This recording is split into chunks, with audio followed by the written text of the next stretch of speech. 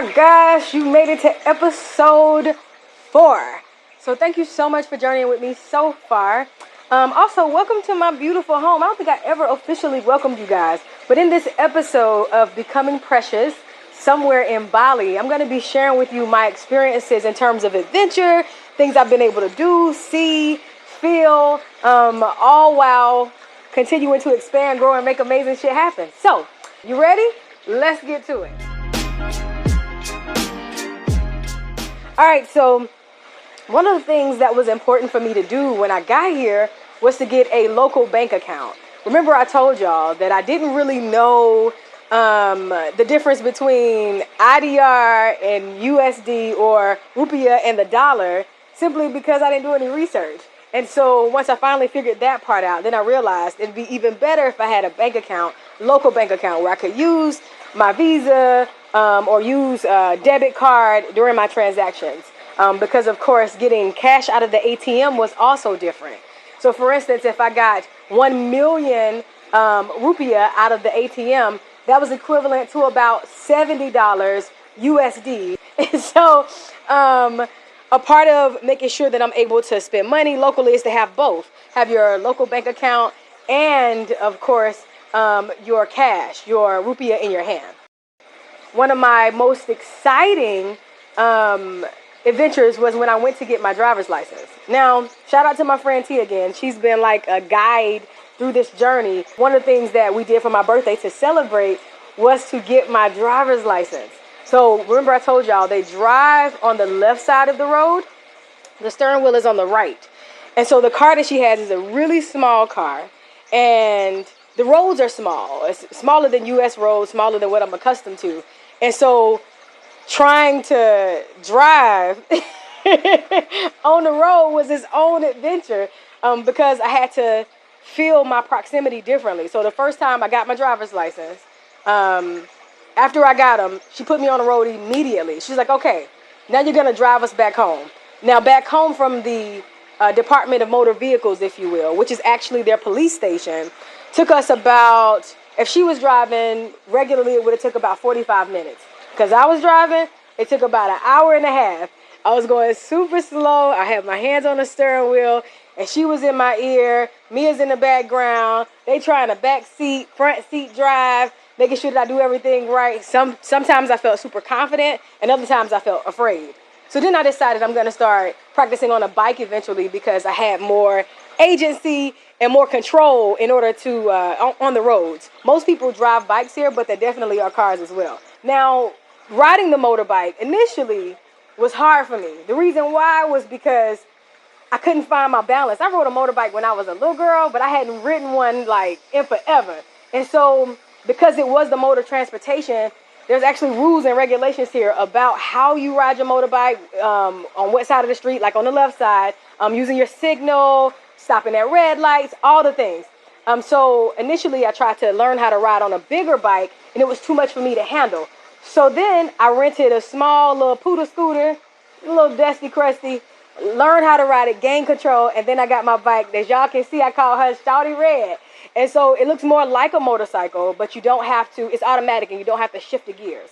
So it's just your gas, your brakes, and then of course keeping your feet on. So this particular bike has Bluetooth, you can play your music through it, answer phone calls, all the things. It's super duper high tech. But once I learned how to ride it, I was going way too fast all the time. And one of those times I was following Mia on my way to the grocery store, and I ran a red light. This takes me into my next story. I ran a red light, and the traffic patrol pulled me over. They pulled me over. They tried to take my bike, and I was like, hey, why do you need my keys? He's like, ma'am, you ran a red light. Let me see your driver's license.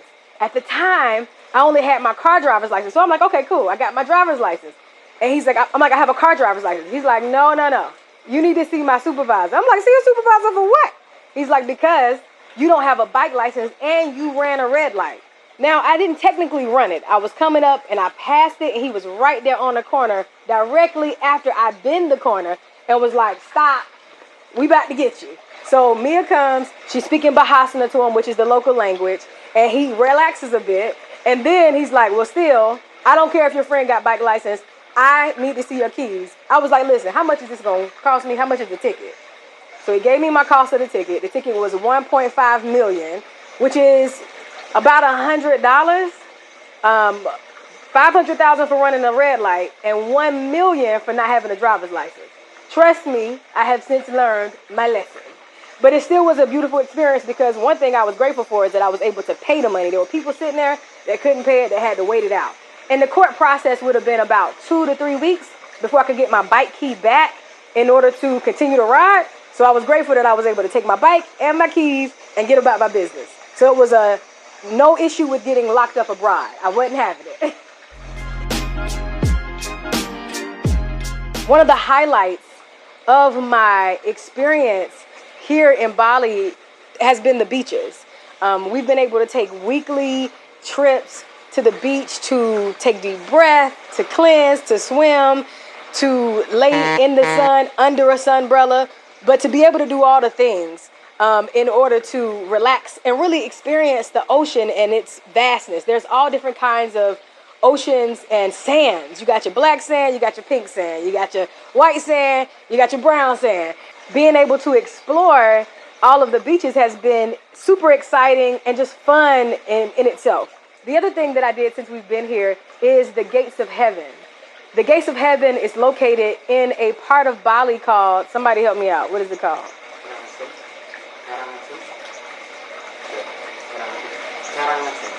You got to come and get in the shot. They see me talking to you. Shout out to my videographer, hello. Krishna. So Krishna, what is the name of it? Karangasem. Katarasam. Karang? Karang? Asam. Asam. Karangasem.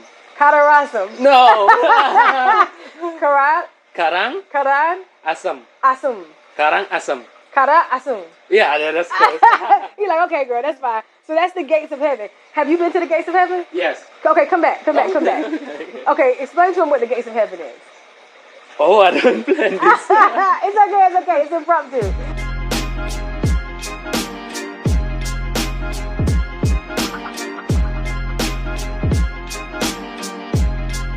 Behind the gate, yeah. you can see the beautiful Mount Agung. Yes. And also the sky. Yes. Yeah. Perfect. See, thank you so much, Krishna. Okay. I appreciate it. So the P-Day Parade. While I've been here in Bali, one of the things that I've been able to do is celebrate my birthday. September last year, I decided to rent a beautiful mansion villa and just go all out for myself. Here's a glimpse of it. Welcome to the P-Day Parade. Yes, come on, let's get into it. I'm more than high, I'm living it up, and I'm singing it no, I'm not giving it up, so we don't have no time with them if you feel it. Bless, bless, bless. Jump up and say as if you're feeling blessed, blessed, blessed. Walk out and beat your chest if you're feeling blessed. Yeah, if you're feeling blessed. Hands up and say your son, I tell them happy, happy, happy. My life is happy. Happy, happy, happy. I'm more than happy. Drinks in my cup, happy. And the girls that walk up, happy. And I'm behind the truck, happy. And I don't give a damn about just another day. Woke up this morning, brush my teeth, sip a hot cup of coffee. To watch the rest of this amazing P-Day Parade video, be sure to subscribe to the YouTube channel because that's where I'm dropping all the exclusives. We had Christmas here, of course. Thanksgiving and Christmas. Both of those experiences were a part of the events that Mia and I decided to host together called Good Karma Kickbacks. And so it included, hey butterfly, it included all of these beautiful black people from the community that are here, that are also on their own journey, sharing space. And it was an opportunity to feel that at-home nostalgia, an opportunity for us to connect, laugh, joke, tease, play, dance, all the things, and of course eat good. So I made my favorite macaroni. We had an oven here. I made yams, and of course we just set the place off right. And of course, you can see in the video, we had a great time. It absolutely was an opportunity for us to feel like we had a piece of home, even so far away. And then, of course, we've had our Good Karma kickbacks, like we talked about, for Thanksgiving, Christmas, our live events, where we've had people come and sing and perform. Shout out to everybody who's been a part of our experiences. It's nothing like being able to live your dreams out loud. And one of the things I've always wanted to do is host live events with music. And so being here, I took advantage of it, partnering with Mia, and we made it happen. We created something very special. Also, shout out to the Black and Bali community. Shout out to Dharma, who's been an integral part of our creation of the Good Karma Kickbacks Live. It's Good Karma somewhere in Bali. The next country we go to is going to be somewhere there as well.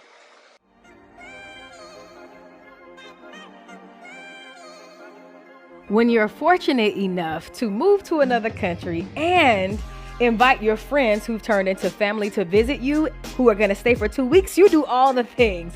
Shout out to Jill and Deidre, who visited us and just really immersed themselves in this beautiful Bali culture and spent time and relaxed and really experienced all the things that they possibly could to rest, restore, expand, and go back to the States better than ever. Listen, if it's your time to get to Bali or a place like it, don't hesitate. Make it happen.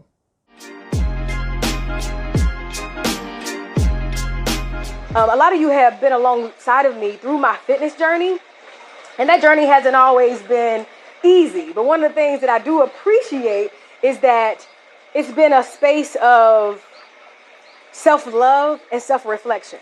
So as y'all can see, you know what I'm saying, I'm a little bit thicker since I've been traveling and just really allowing myself to focus less on what the scale says, still being healthy, still moving my body, still working out, but also allowing myself to be where I'm at and love my body and appreciate my body where I'm at while I continue to make healthy food and physical, spiritual, and energetic choices. Because your health is not just about what you put into your mouth, but it's about what you put into your mind. It's about what you expose yourself to. It's about your personal development, your self-care that's not just limited to pedicures and manicures and beautiful shiny skin, but also your rest, getting good sleep at night, allowing yourself to do absolutely nothing. And what I was doing for the last 6 years, I took a complete break for 6 months just to make sure that I gave my own self my undivided attention to pour back into me.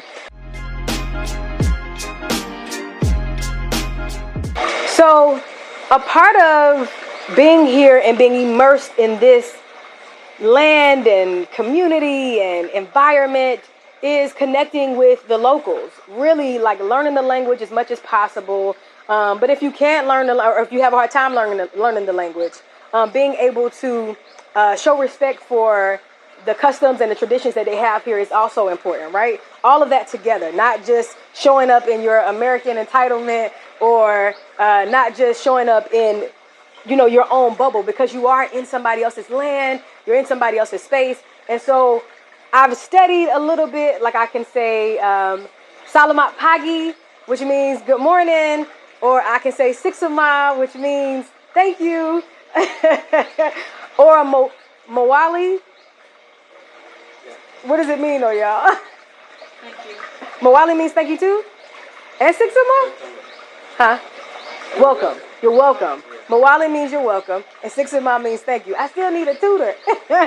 So I've learned some words here and there, but definitely moving to the beat of the vibration that is here already versus trying to interrupt has been one of my greatest experiences, because I've been able to flow with the people here, show respect, show love, whether that means what we did for Christmas, which was we sponsored kids at a local orphanage. And it wasn't just because they needed things, because these kids was asking for Yeezys and they was asking for all kinds of stuff. We was like, wait a minute, my kids ain't even getting Yeezys. But it really was an opportunity for us to spread love in a way that I would have done if I was in the States, but also connecting and giving back to the community that's here.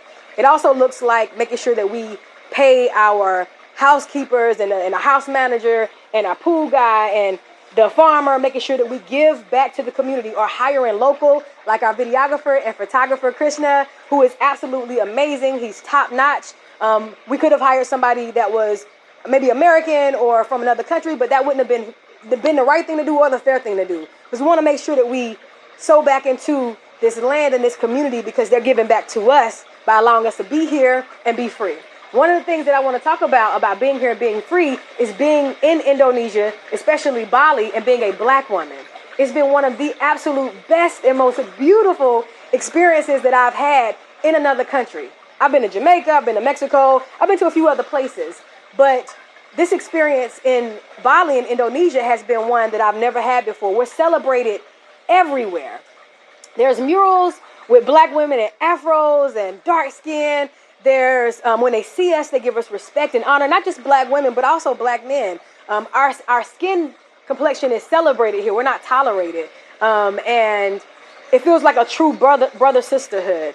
And there's also the Papua people who are the same skin complexion as us that have their own struggles and their own experiences of being black people of Indonesia. And so to be able to identify and see people who look like you and people who don't look like you, who you consider family, has been an absolute pleasure.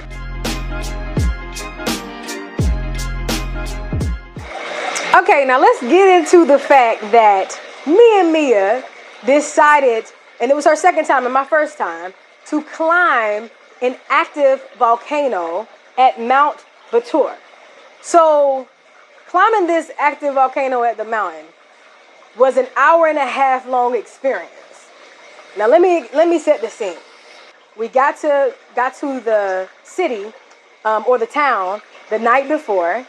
We stayed overnight, arranged everything. He picked us up at 3:30 in the morning. We got to his place, got our flashlight because it's pitch dark at 3:30 in the morning. And then we got our stick. You need a walking stick in order to go up the mountain because you're like this. The incline is not like this. It's like literally you're all the way back. And you need good traction shoes. So you can't be wearing like some shoes that you're going to slip and slide because some of the lava from the last time the volcano was active is still kind of slippery. And it allows for the terrain to be hard to get up or go down. So it took us about 1.5 hours to get up the mountain. We took about, even with the 1.5 hours, we took about 6 breaks. Once we got up to the mountain, you feel, as you're traveling through the mountain, you feel all these different temperatures. And then once you feel super cold, you feel super hot. And then once you get up to the top, it's cold. Now it's surrounded by this beautiful lake.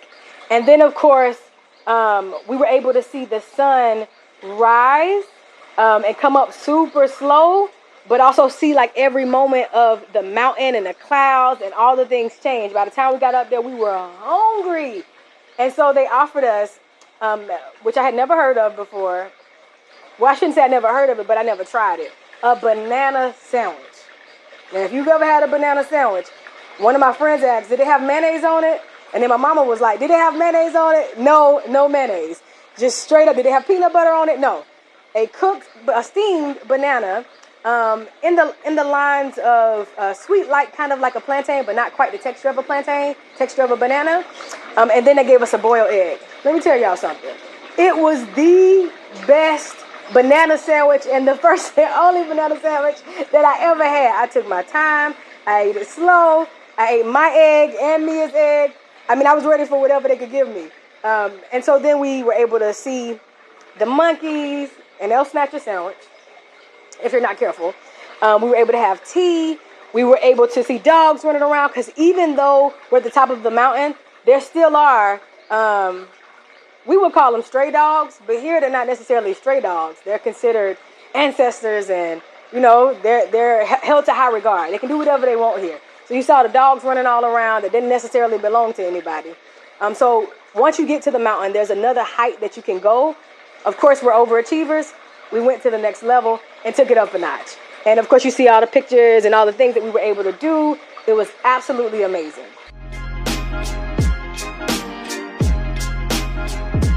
No matter where you go, as a black woman, getting your hair done, getting your hair did is a big deal. And when I got to Bali, T told me before I came, she was like, listen, make sure you bring all your hair products because there's not going to be a lot of options for black hair products here. I was like, oh, okay.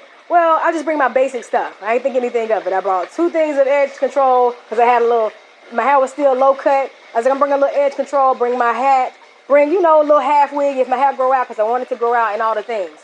I got here and the humidity was like, what's up? How you doing? And of course, she was right. There wasn't a lot of hair products here. And so thank God for sisters who are already here, sisters and brothers who are already here making it happen in that black hair perspective. And so shout out to Bria who helped start growing my hair by twisting it. I got my hair comb coiled since I've been here by Bria's sister out of North Carolina. And then I got it braided once it got long enough. And then I was like, let me take a walk on the wild side. I went to an Indonesian hair salon that does braids. Shout out to the ladies. They did an amazing job. I had about 4 to 5 people on my head at one time. It took 3 hours, which is unheard of. But they did an amazing job, and it was perfect, fast, and straight to the point. And then the last thing that I did most recently that I've done since I've been here is I was able to witness my little baby being born, my grandson, Jace Amir. I was able to see him being born through technology, FaceTime, while in the room. You guys heard me talk about that. And it's been absolutely amazing just to connect in that way. I'm so grateful for technology because if it wasn't for technology, I would have missed so many important moments. So there's so many other things that I'm going to share as I continue the journey in Bali. But I wanted to give y'all a snapshot. And I hope it was a good enough snapshot for you guys to see like what life can be if you decide to travel to other spaces and other countries. You got to follow one of those travel bloggers if you need like all the details and all the things. This is the best I could do. Plus, it's been a while since I've been on camera, and I'm kind of exhausted. But I wanted to make sure that I gave you guys a good feeling around what it means to expand yourself and allow yourself to get out of your comfort zone and do some things you've never done. From the rice fields to the sunsets, to the beaches, to the people, to the fruit, to the food, to the opportunity to just really be in a new place, at a new space, in a new time, is always worth taking a risk. Keep making amazing shit happen, y'all. See y'all in the next and final episode. Thank you so much for watching episode 4 of Becoming Precious Somewhere in Bali. In our next and final episode, I'll be sharing a beautiful affirmation meditation that is sure to help you get grounded and motivate you to make and allow some amazing shit to happen in your own life.